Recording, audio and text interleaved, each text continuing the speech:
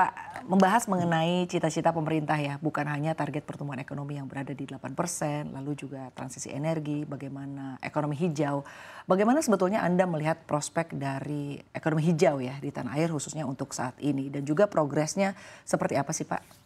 Sebenarnya kalau kita bicara tentang potensi ekonomi hijau, Indonesia itu cukup punya banyak potensi ekonomi hijau karena kita punya begitu banyak sumber daya, misalnya hutan yang begitu luas. Kita juga saat ini di beberapa dekade pemerintah sudah mendukung ekonomi hijau ini, misalnya dimulai dari tahun 2021, Presiden Jokowi saat itu sudah menerbitkan Perpres 98 2021, nilai ekonomi karbon, begitu. Kemudian dilanjutkan oleh Presiden Prabowo dan kabinetnya yang sangat mendukung ekonomi hijau dan turunannya, gitu ya, ekonomi biru, kemudian sehingga ini akan berkorelasi positif dengan SDGs. Karena ketika ekonomi hijau, ekonomi biru itu berkembang dengan luas, maka itu akan bisa berkaitan dengan peningkatan pembukaan lapangan pekerjaan, peningkatan pertumbuhan ekonomi, misalnya ekonomi kreatif akan meningkat, gitu. Seperti itu. Baik, sehingga artinya, target SDGs ini akan sangat berkorelasi antara perubahan iklim dan SDGs. Karena memang kalau tadi kita bicara SDGs, salah satunya kan ada perubahan iklim, good livelihood, dan lain sebagainya. Baik, artinya sampai dengan saat ini masih terus berkembang dan juga pemerintah terus memberikan dukungan ya Pak. Tapi Betul. kalau berbicara mengenai perusahaan sendiri ya, bagaimana kinerja operasional dan juga finansial Pagatan Usaha Makmur, apakah ada indikator-indikator yang boleh dikatakan cukup positif berkait dengan dampaknya untuk sosial dan juga lingkungan? Ini seperti apa Pak? Ya, indikatornya sangat positif sekali ya, karena mengingat sekarang Paris Agreement, kalau kita bicara soal Paris Agreement, setiap negara kan tentu punya NDC. Ya. Nah, Indonesia sebagai salah satu negara dengan kawasan hutan terluas, dengan sumber daya yang begitu banyak, dengan laut yang luas, kita bisa mengoptimalkan ekonomi hijau dan ekonomi biru itu untuk menjadi salah satu source of income untuk Indonesia maupun untuk korporasi yang bergerak di bidang reforestasi ini. Sebetulnya kita berbisnis sambil menyelamatkan lingkungan.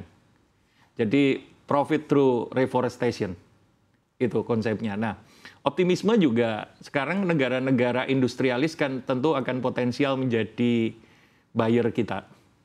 Buyer dari atau ekonomi hijau ini. Karena kalau kita bicara ekonomi hijau, itu kan bisa bicara soal set off, atau bisa bicara soal hubungan seller dan buyer. Indonesia dengan tadi di awal saya sampaikan source hutannya begitu luas, source lautnya begitu luas, mangrove-nya begitu luar biasa, tentu kita akan punya potensi yang luar biasa. Seperti di Indonesia, kalau kita bicara wilayah Maluku, wilayah Ambon, Seram, Papua, Kalimantan, yang selama ini jauh dari industrialisasi, ini itu bisa dikembangkan menjadi area yang luar biasa sekali sehingga berdampak pada kinerja keuangan. Begitu.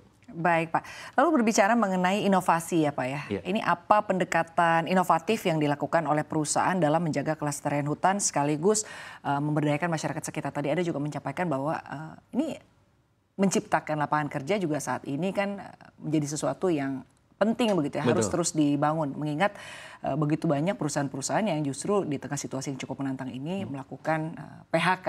Ya. Nah, dari perusahaan sendiri langkah-langkah apa Pak yang dilakukan? Kami justru membuka lapangan pekerjaan karena begini, kita kan nature based solution company. Artinya kita bergerak di bidang reforestasi. Dari tadi misalnya masyarakat-masyarakat di daerah Papua, di daerah-daerah remote area yang pekerjaannya logging gitu, pekerjaannya membabat kayu secara ilegal, kita justru menanggulangi illegal logging dan seterusnya dengan menciptakan lapangan baru. Misalnya proyek di Kalimantan gitu ya, proyek kita di Kalimantan itu membuat UMKM kopi yang kita bina supaya mereka meninggalkan habit lamanya yang mendegradasi kawasan hutan, menuju habit barunya yang lebih sehat. Jadi mereka menjaga hutan, sekaligus menciptakan lapangan kerja baru. Misalnya ada koperasi UMKM yang memproduksi kopi. Yang kedua, kita memberikan beasiswa gitu ya. Untuk warga sekitar, terutama beasiswa-beasiswa yang berkaitan dengan fungsi yang ada gitu, menjaga hutan. Kemudian dengan contoh lapangan kerja lagi, misalnya kita membuka lapangan kerja menjadi ranger untuk yang penyuka hewan gitu ya, karena kita basisnya kan CCB, Climate, Community, and Biodiversity. Kalau kita bicara soal reforestasi, tidak bisa lepas dari yang namanya CCB, Climate, Community, and Biodiversity. Jadi kita meng-hiring orang untuk menjadi ranger, jadi kita mengkonservasi satwa, mengkonservasi hutan, sambil menjajaki potensi ekonomi yang ada gitu. Baik, tapi sejauh ini memang perusahaan juga melakukan pelatihan-pelatihan, artinya kepada masyarakat-masyarakat sekitar terkait dengan pemberdayaan atau penciptaan lapangan kerja ini. Betul, kita mengadakan pelatihan misalnya pencegahan kebakaran. Jadi kita memberikan pemahaman tentang kalau sampai terjadi kebakaran hutan maka akan merugikan banyak pihak gitu ya. Kemudian hutan ini adalah aset sama-sama yang harus dijaga sama-sama. Bagaimana mengoptimalkan secara ekonomi kawasan hutan tanpa melakukan hal-hal yang ilegal. Bagaimana mereka bisa memperoleh good livelihood dari kawasan hutan, begitu. Jadi konsep kita memang green planet gitu ya.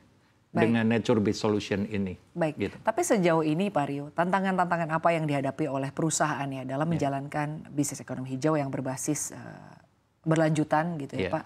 Artinya tantangan-tantangan apa? Mungkin kita bisa lihat terkait dengan hal ini ada tantangan di pendanaan misalnya begitu. Nah, bagaimana Anda melihat ini?